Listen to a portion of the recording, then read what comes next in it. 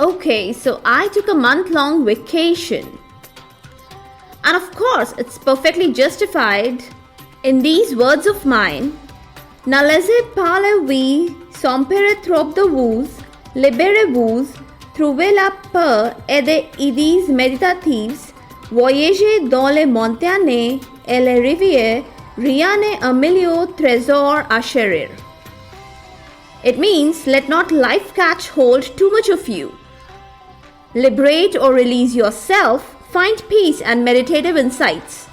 Travel to mountains and rivers.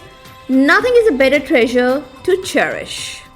Welcome all to Is Pharmacology Difficult podcast. I'm your host Dr. Radhika Vijay, MBBS MD Pharmacology, and this is the Audio Hub to make the best simplified basic tips, strategies, methods, and lots of ideas to learn better, understand better, and make your concepts crystal and clear. If you really find and if there's a question hovering in your minds, is pharmacology difficult? Lend me your ears for a while and let in the magic of knowledge. The wonderful after vacay topic is adverse effects to be taken care of while the treatment with the beta blocker drugs. First and foremost, let's discuss the lung side effects.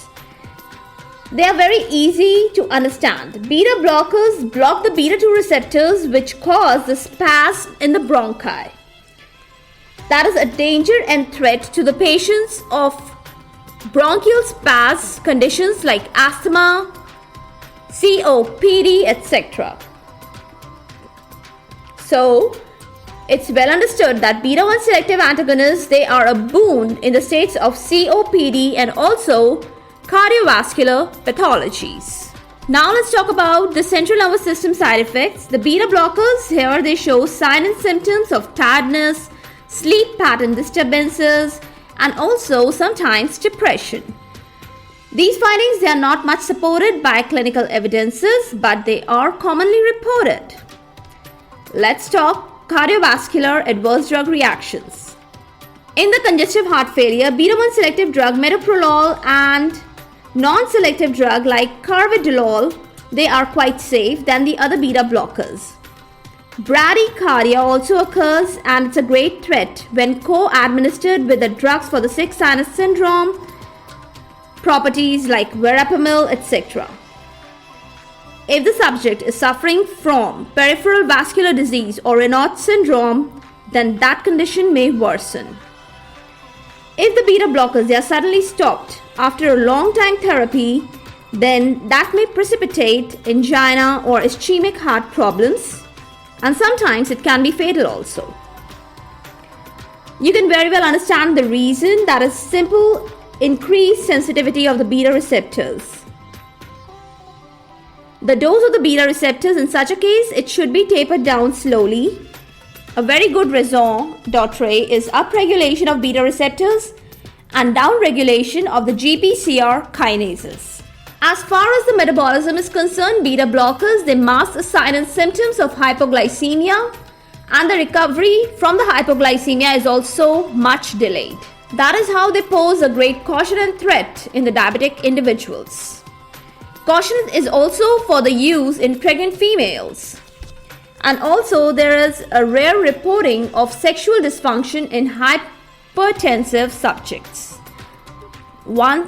Those are having high blood pressure. What should we know about the overdosage or the toxic states of beta blockers? These are simple extensions of the pharmacological activities like bradycardia, hypotension, increased atrioventricular conduction, seizures, depression, etc. Hypoglycemia, bronchospasm, they are already narrated threats. The treatment options for the toxic states, they are atropine for bradycardia, cardiac pacemaker can be used, hypertension can be treated with sympathetic drugs like adrenaline or noradrenaline. Glucagon also helps by showing positive chronotropic and inotropic effects.